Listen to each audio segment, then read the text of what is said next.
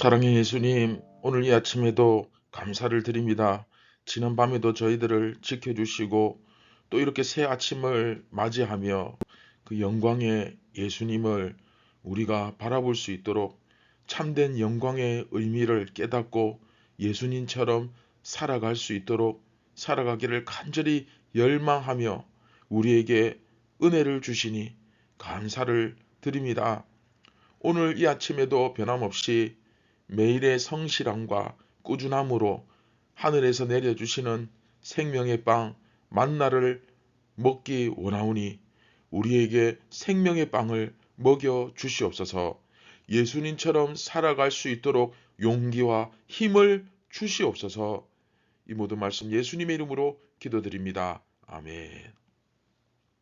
안녕하십니까 선한제자교회 성도 여러분, 2023년 2월 27일 월요일 또 새로운 한 주간 아침이 밝아오고 있습니다. 벌써 2월 27일 엊그제가 새해 첫날 같았는데 벌써 또 2월이 이렇게 저물어 갑니다. 자, 오늘 60번째 이야기 끝까지 사랑하셨다. 마지막 시간이죠. 네 번째 시간입니다. 예수님의 통치와 제자들과의 관계라는 제목으로 요한복음 13장 8절부터 11절까지 우리 함께 말씀을 묵상하도록 하겠습니다. 베드로가 이르되 내 발을 절대로 씻지 못하시리다. 예수께서 대답하시되 내가 너를 씻어주지 아니하면 네가 나와 상관이 없느니라. 시몬 베드로가 이르되 주여 내 발뿐 아니라 손과 머리도 씻어 주옵소서. 예수께서 이르시되 이미 목욕한 자는 발밖에 씻을 필요가 없느니라. 온 몸이 깨끗하니라.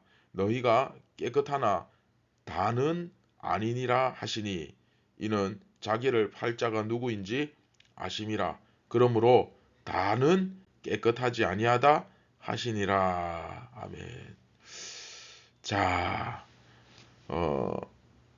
우리가 지난 시간 본문에서 발을 씻기는 이야기가 나왔죠. 그렇죠? 발을 씻기는 이야기가 나왔고 시몬 베드로가 주께서 내 발을 씻으시나이까? 그렇죠? 주인데 주가 어떻게 주는 발을 씻기는 사람이 아닌데 그렇죠? 이렇게 질문을 하는데 예수님께서 내가 하는 것을 네가 지금은 알지 못하나 이후에는 알게 될 것이다 라는 말씀을 하시는 부분이 상당히 중요하게 드러나는 부분이라고 제가 지난 시간 말씀을 드렸습니다.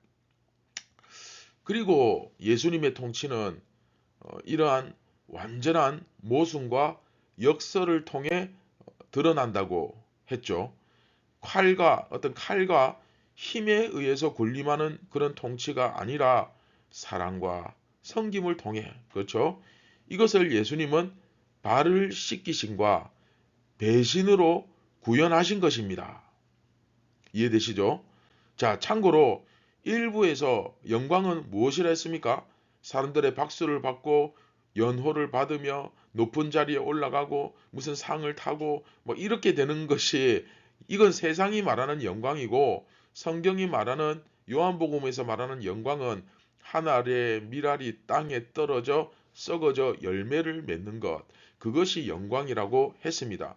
그리고 구약에서는 제물로서 태워져서, 이 제물이 예수님 아닙니까?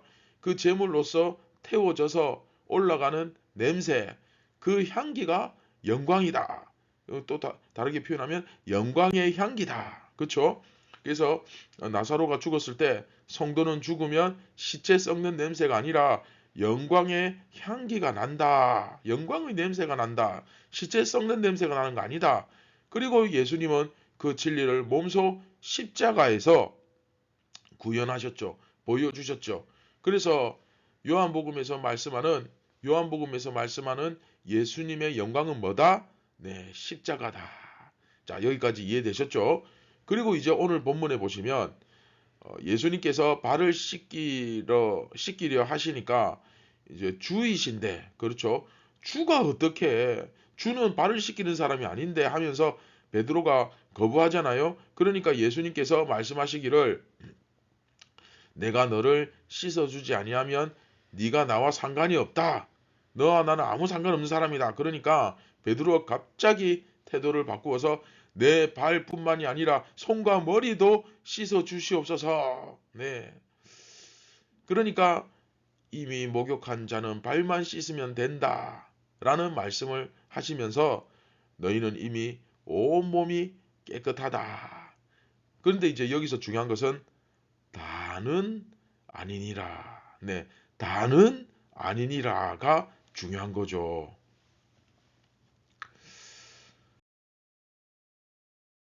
자, 세상에서 왕과 신하의 관계는 당연히 신하가 왕의 발을 씻기는 관계가 이루어지게 마련이지만 이게 상식이죠. 그렇죠? 종이 왕의 발을 씻어주지 왕이 종의 발을 씻어주진 않잖아요. 그런데 예수님께서 다스리실 나라에서는 왕이 그렇죠? 왕이 도리어 신하의 발을 씻기는 관계가 이루어집니다. 그래서 예수님이 베드로를 씻기지 않으시면 베드로와 예수님은 상관이 있다 없다? 없다. 네, 그런 존재가 되어 버리는 겁니다. 따라서 예수님과 제자들의 관계는 이렇게 베드로가 예수님을 섬김으로써 그 제자가 되지 않고 그렇죠? 베드로가 예수님을 섬김으로써 제자가 되는 것이 아니라 오히려 예수님의 섬김을 받음으로써 제자가 되는 그런 관계가 이루어집니다. 그러면 발만 씻어주지 마시고 손과 머리까지 다 씻어주십시오. 예수님. 그러니까 예수님은 제자들은 모두 깨끗하다. 발만 씻으면 된다라고 이제 말씀하시죠. 이것은 이미 너희는 구원을 얻었다. 정결한 존재다. 그렇죠? 따라서 예수 그리스도의 권세로 구원을 얻은 제자들은 이미 정결한 존재이기 때문에 세상에서 살아가다가 묻어오는 약간의 죄악, 그 발에 묻은 약간의 죄악만 씻어내면 된다. 그런 의미죠. 네, 바로 그 말씀을 하고 계신 것입니다. 조금 더 설명을 드리자면 이 발을 씻기는 것은 모두가 다 거룩한 존재이지만 이 세상에서 살아가다 보면 조금씩 그 발이 더러워지는데 서로가 서로를 용납하면서 서로가 서로를 도우면서 그들을 깨끗하게 해라. 그 거룩함을 유지하라. 이런 메시지가 여기에 담겨 있는 거예요. 그래서 내 죄를 합리화시키고 자꾸 정당화시키는 이런 못된 습관을 기르는 것이 아니라 서로가 서로를 그런 연약한 부분을 용납하고 그런 죄악이 묻어 나오고 세상의 때가 묻을 때마다 서로 씻겨주고 서로 그것을 보완해주고 그렇죠. 같이 합심해서 그 부분에 대해서 기도하고 그 죄와 유혹을 이길 수 있도록 고민하고 머리를 맞대고 기도하고 이런 관계 그렇죠. 이게 교회의 영적 신비죠. 하지만 가룟 유다는 아닙니다. 가룟 유다 같은 제자가 되어서는 안 되겠죠. 그럼에도 불구하고 예수님은 그의 발까지도 싹 씻어 주십니다. 왜 그렇습니까? 하나님께서 악인에게도 동일하게 햇빛과 비를 다 주시잖아요. 마태복음 5장 45절 참조하시면 됩니다. 하늘에서 비가 내릴 때 의인의 집 위에만 비를 주십니까? 아니잖아요. 태양이 떠오를 때 죄인들의 집은 그늘지고 의인의 집만 환하게 햇빛이 비춥니까? 아니잖아요. 그렇죠? 이처럼 하나님은 기본적으로 모두에게 차별 없이 그 사랑과 은혜를 베풀고 계시는데 예수님이 그것을 지금 똑같이 따르고 계신 것입니다. 제자들 중에 누구는 햇빛이 비추고 누구는 그늘진 것이 아니라 똑같이 햇빛을 비추어 주시는 거예요. 하나님은 이스라엘이 배신할 것을 알고 계셨지만 끝까지 그 언약을 깨뜨리지 않으셨죠. 마지막에 그 언약을 파기한 건 본인들입니다. 산헤드린 공의회에서 결정적으로 그렇죠. 결정상 그 결정을 공식적으로 내려버리죠. 그래서 우리가 이 법과 어떤 절차를 우습게 생각하면 안 되는 것이 이런 공식적인, 그렇죠, 이 관계를 우리가 잘 생각하셔야 됩니다. 지금 이제 이스라엘은 자기들이 우리가 그렇게 하지 않았다, 저 제사장들과 바리새인들 서기관들이 그렇게 했다, 의미 없습니다. 공식적이기 때문에. 그렇죠? 내가 설령 원하지 않았다 할지라도 거기에 동의한 게 되는 거예요. 무언은 결국 동의잖아요. 그렇죠? 무언의 동의. 이처럼 하나님은 다시 자 모두에게 차별 없이 그 사랑과 은혜를 베풀고 계신데, 예수님은 그것을 따르고 계신데, 그 백성들은 결국 자기들이 먼저 하나님을 배신하죠. 가룟 유다도 마찬가지인 겁니다. 그래서 하나님은 그걸 알고 계심에도 불구하고 끝까지 그 언약을 깨뜨리지 않으셨다. 똑같이 그와 동일하게 예수님도 그 백성들을 끝까지 사랑하셨고 그 끝사랑이 가룟 유다였다 하는 사실을 강조하고 있는 겁니다.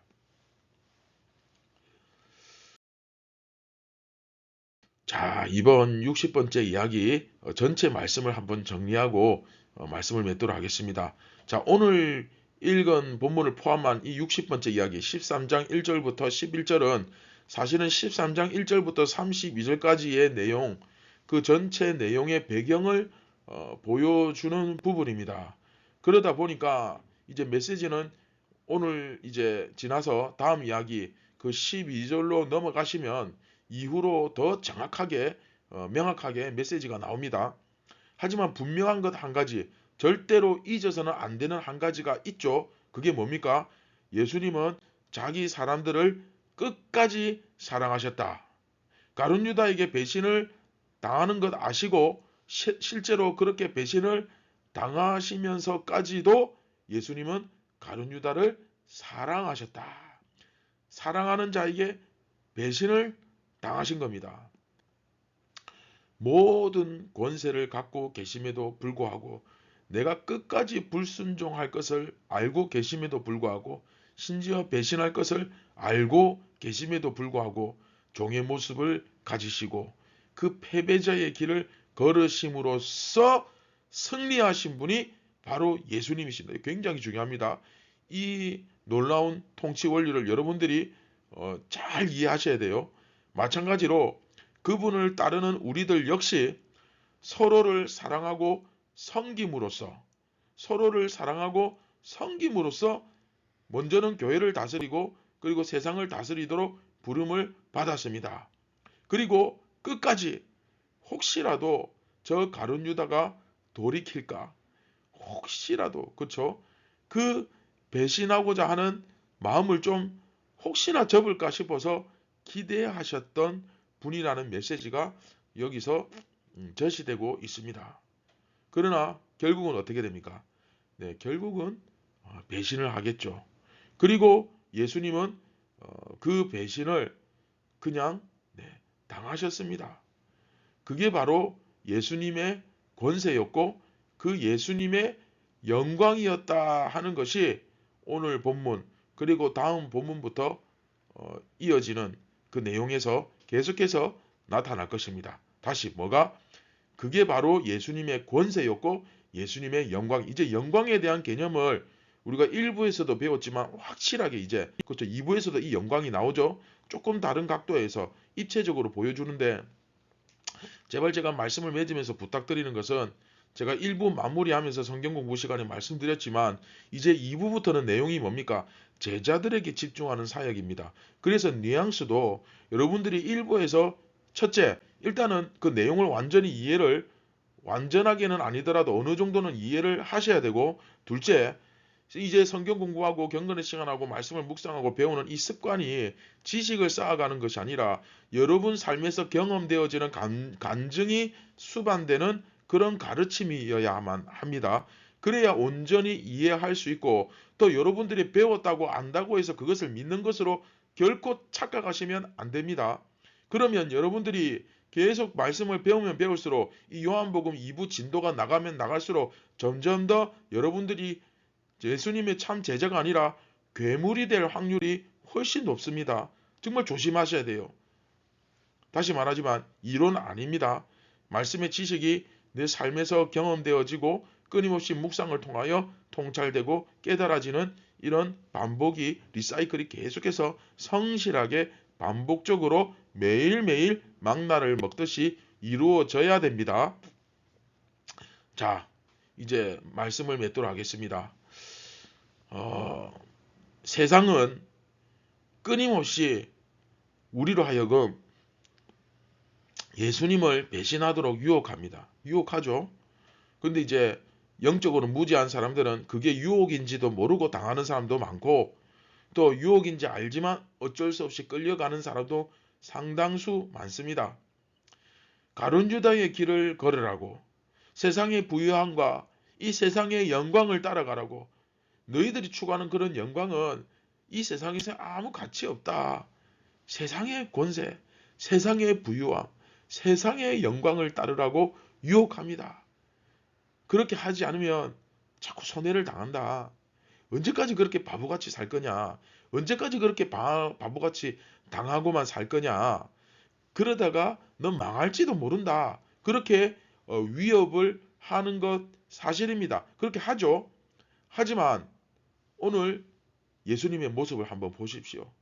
우리는 예수님처럼 사는 사람 아닙니까? 여러분 정말 예수님처럼 살기를 원하십니까?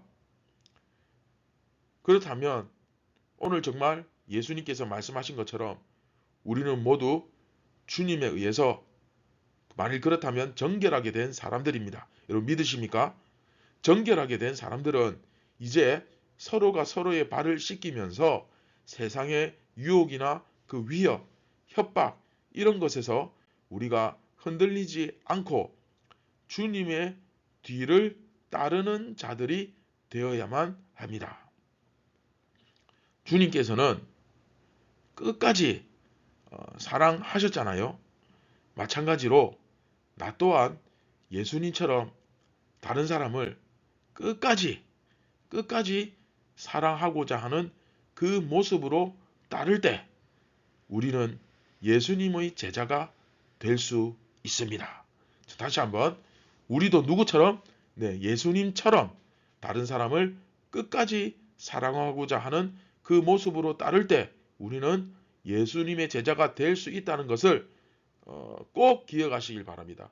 비록 우리가 나를 속상하게 하는 사람, 또 저의 입장에서는 끊임없이 메시지를 전함에도 불구하고 순종하지 않고 자꾸 속을 썩이고 온전히 깨닫지 못하고 이해하지 못하고 그런 이제 사람들도 있겠죠. 또 나를 또 미워했던 사람, 원망했던 사람, 그런 사람을 용서하고, 그게 예수님의 제자입니다.